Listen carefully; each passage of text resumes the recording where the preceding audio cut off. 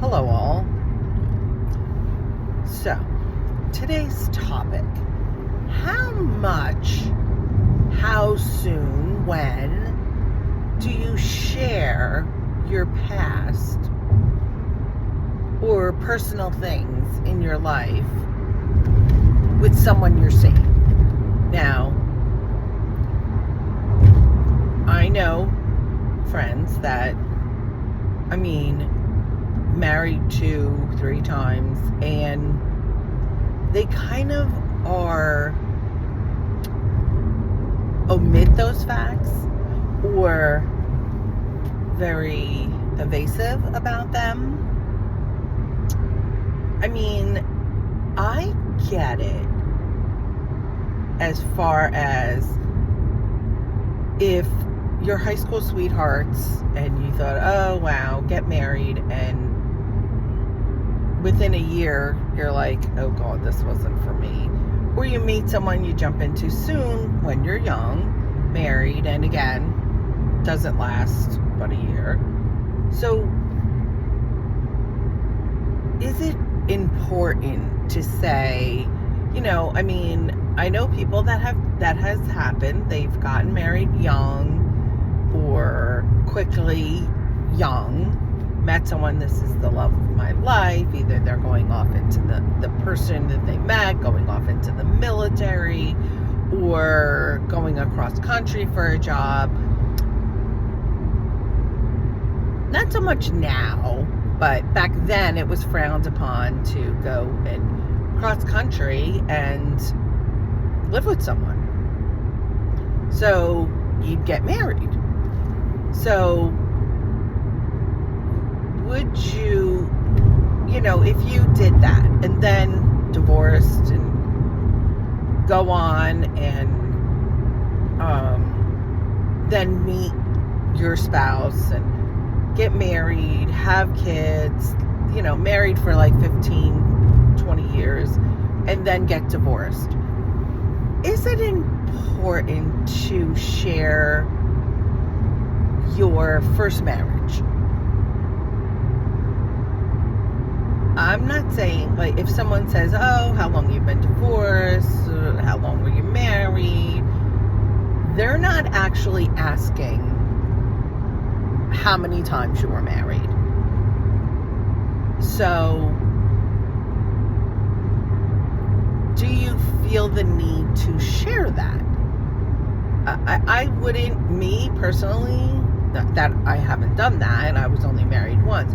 But me personally, if that was me, I was young, or he was going across country and I was young and thinking, oh, I got to get married, I have, he wanted to marry me, so we're committed to this. I would go ahead and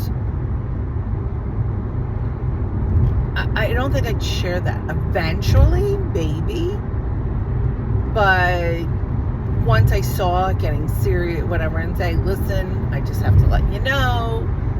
But some people feel, and that's totally fine, that's how they feel. I'm not saying it's right or wrong. They don't need to share that. Weight loss surgery. They don't feel the need to say, hey, yeah, I was heavier at one point, and I was so heavy, and I felt my only option was weight loss surgery, or the doctor recommended weight loss surgery. Just, I can't think of other things. Or had a baby, and gave it up for adoption. Had an abortion. Is that, something you should share? Me, personally, listen, I feel every woman has the right to choose. I feel every person does. They have to do what they're... If it was me, I personally could not go through with an abortion.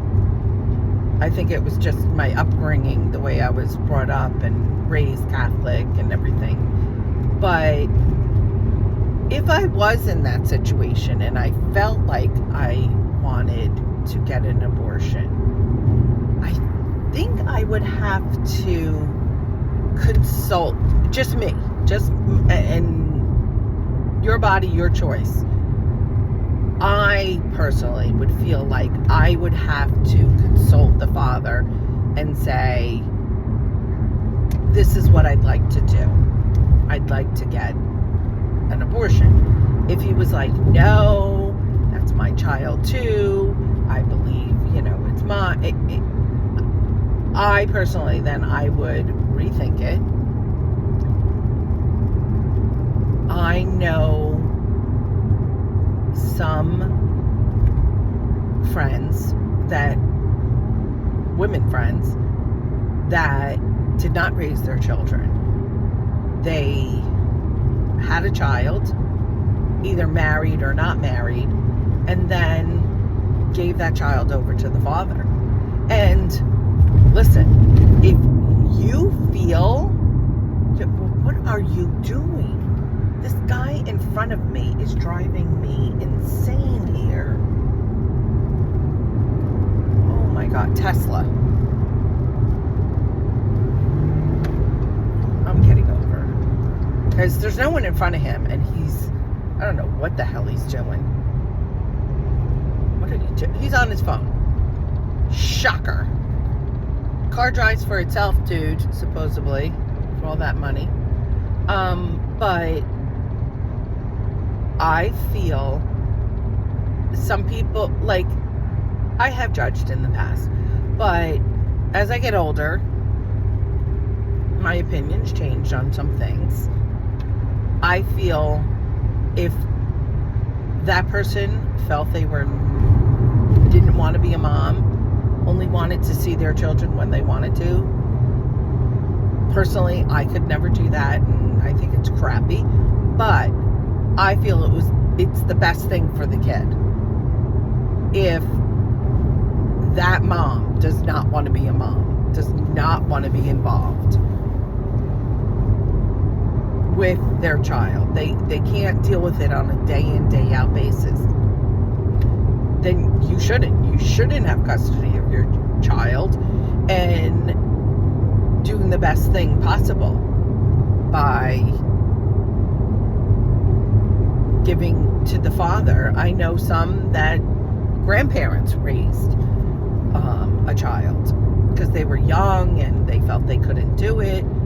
So I think what's ever in the best interest of the child, that's what should be done. And if you find yourself where you thought you wanted to be a mom and you just like, oh, no, then yeah, let the father, let the grandparents, if they're willing, or an aunt, uncle, who, they're willing to raise that child, then do it.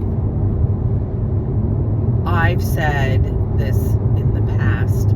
If anything was to happen, I would raise my granddaughter. Anything was to happen where, gosh forbid, my son and her mother, I would totally step in and raise her. I know some people are like, I raised mine, sorry, done, peace out. I don't know. I if that's how they feel, that, again, I'm not saying it's right or wrong. I myself couldn't see myself not raising my grandchild if something happened to my children and I needed to step up and do it. I just would. Just like my children, their father checked out. He was like, wanted Wednesdays from 4 to 8, and then didn't even do that half the time, and now doesn't even have a relationship with them. I did it all, and it kind of put my life on hold. And anybody I met, it was, people walked away and like, see ya. Anybody I met, it was like, my children are first, I'm basically a single mom, and this is what I have to do. I did have family. I was so lucky. Family and friends. Oh, I go yawning. It's been a while, people. So yeah, I would totally step up and do it. And I had, like I said, I had family and friends to help me out, and I was very blessed. I have said this many times. A young person maybe finds himself single and pregnant, and I'm gonna do, the father walks away, I'm gonna do this on my own, I'm gonna raise this child, and the baby's screaming, and when I hear about shaken baby syndrome, I'm like, oh my God. I'm not saying it's okay at any means, it is wrong, but I kind of understand it, because I was at a point one time with my son. My ex was living at the State Police Academy, and he was on a monitor, and he was a lot of health issues for being premature, and it was just me Monday through Friday. My brother did live with me, but he left at like 6 o'clock in the morning and would get home 6, 7 o'clock at night. Or he'd go out with friends, and my son was up all night long. I literally tried everything. Nothing would calm him. So then he'd stop breathing. So then the monitor would go off, and I was just at my wit's end. And it was about 7:45 in the morning, no sleep. I took his baby bottle, threw it against the kitchen wall. It busted, formula everywhere, which was not cheap. And then I called my mother's job, because everybody had cell phones. Called my mother's job, and I'm crying. Excuse me, sorry. I'm crying, and I turn around and get over. I want the local. The lady that you work with, she's like, "Oh my God, is the baby okay?" I'm like, "The baby's okay, but I'm not." She goes, "Oh, your mother just pulled up." My mom's like, "I'll be right there." My mother was there. I was asleep. My mom said by 9. I woke up a little after 1, and let me tell you, I was like a new person. So I am very grateful. And there was times, because then my ex worked the night shift, and I would call my in-laws. I mean, my mom would come over. My stepfather was still alive. But my mom came over. She went shopping with my grandmother, dinner with my grandmother, stopped over. Sometimes I'd just go take a nap. I'm sorry. I don't know why I'm yawning so much today. I would then go and call my in-laws sometimes, and they lived a good half hour away, and I'd say, "Hey Mom, can you and Dad come and babysit?" She's like, "When?" I'm like, "Whenever you can get here." They were fabulous. They would get in their car, I'd say, or "We got to do this and finish up this and whatever. We'll be there within an hour." Fabulous. And sometimes I'd be, I have to go food shopping. I'd go in, take my time going through the store. I only really didn't need, but it was to get out. It was a reason to get out of the house, especially with both kids. And so I was truly blessed. But kind of got off the subject of telling people things. But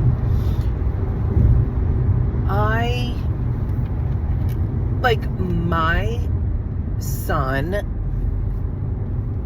had 50-50 custody, has 50-50 custody of his daughter. And it was a turnoff for some people that my granddaughter lived, my son lived with me, which they were fine with, but that my son, lived with me and then had 50-50 custody. And at one point I was babysitting every Saturday morning, and actually every Saturday and Sunday morning, and then my son got Sundays off. So it was then I went to every other, and I was like, and it was a turn off to some guys. So I stopped telling them, like, how many children do you have? You're not asking me about grandchildren. So how many children do you have? And I would say 2. Do they live with you? And at the time my daughter was in school. I was like, Mom, my daughter's in college. My son, yes. So, and even that to some guys was a turn off. I don't know why. Well, I guess they might be like, I don't want her always coming to my place. I don't know. If we, get serious. So, I don't know. I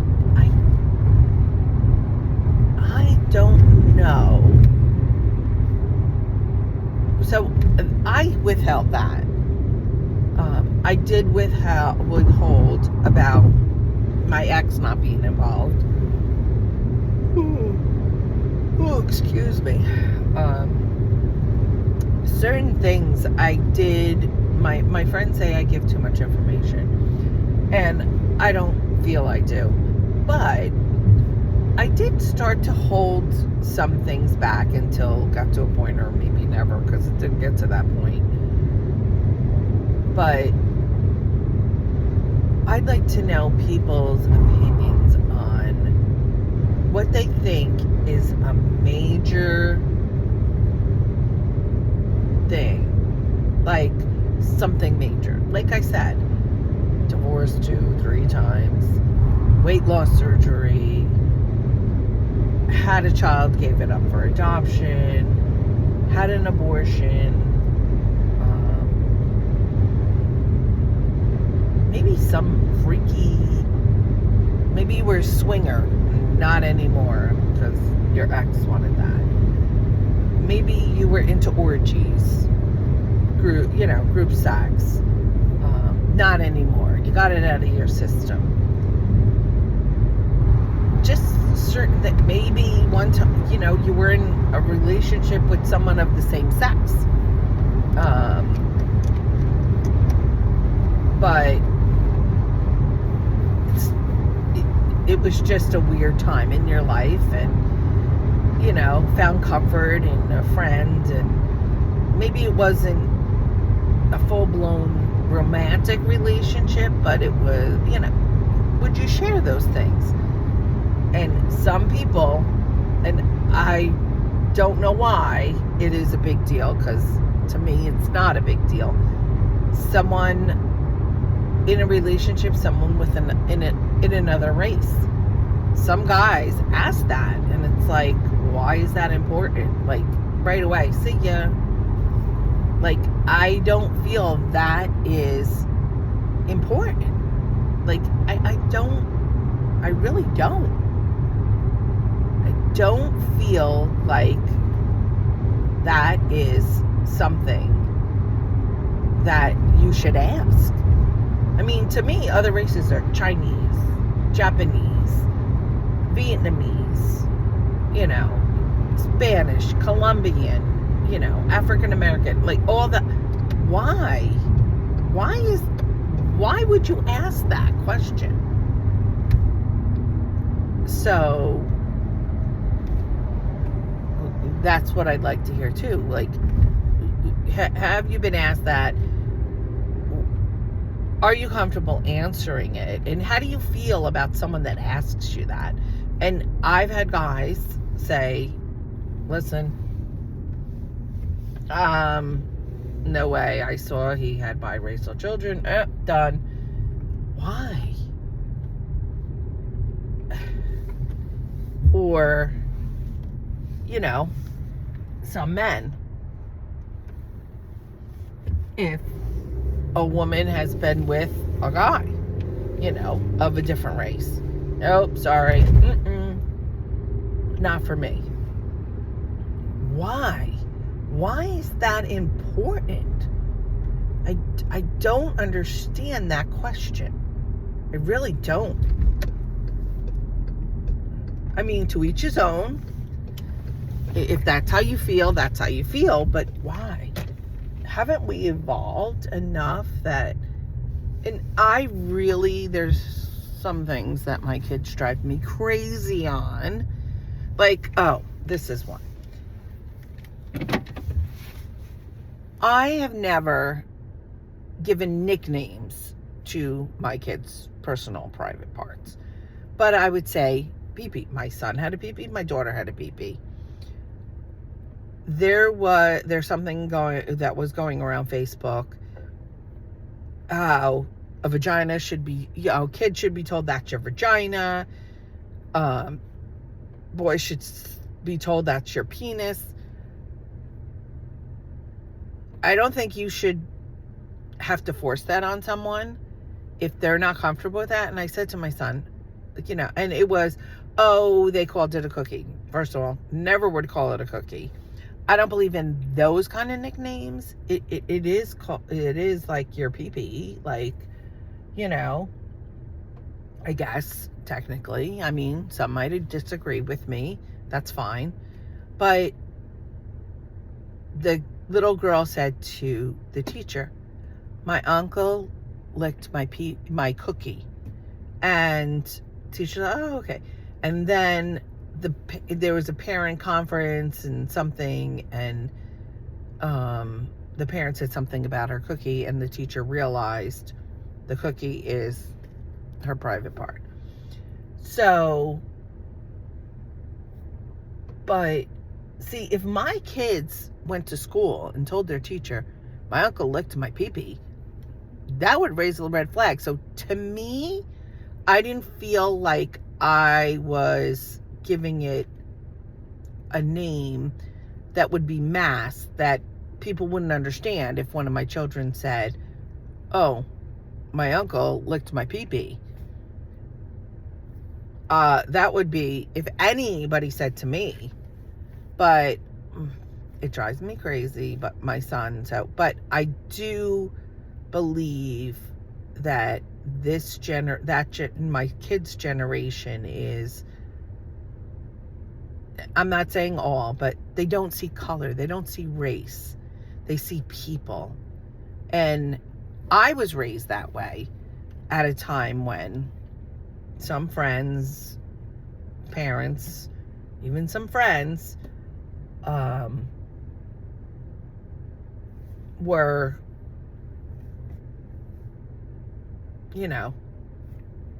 racist. I mean, against even Indian and I mean, anybody that was not white.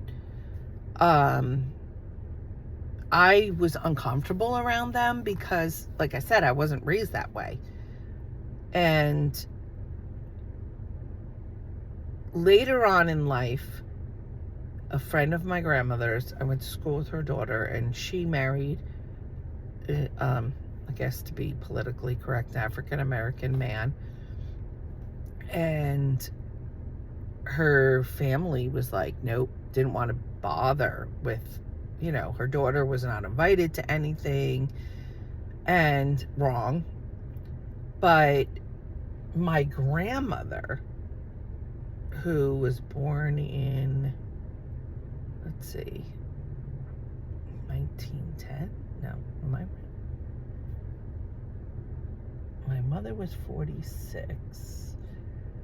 So yeah, maybe 1910, 1920, maybe 1920. So she said,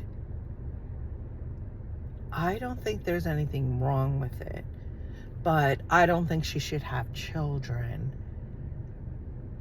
I don't think interracial couples should have children because it'll be hard on the kids. Maybe in my grandmother's generation, yes, hard on the children, but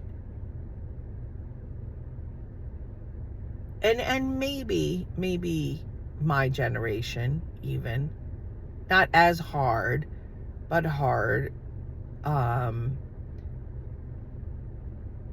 But I think now it's just accept it, and it should be. It's not like, oh, they're biracial. There's nothing like I said, most people don't see race or color. They see people, the person. And my grandmother would say, they think that African American, Spanish, Mexican, that they're lower class, trashy people. She said, well, I have to tell you, I know some really trashy white people. And I don't think anymore people use that term, white trash or whatever. I think they just say trashy people, which is nice that we've evolved to that, because trashy people are trashy people. It doesn't matter your race or whatever. But again, got off topic but I'd like to hear, though, really, I have to end this because I have to go in and get soda for tonight. My sister-in-law and brother-in-law are coming over. They're bringing pizza. But I don't,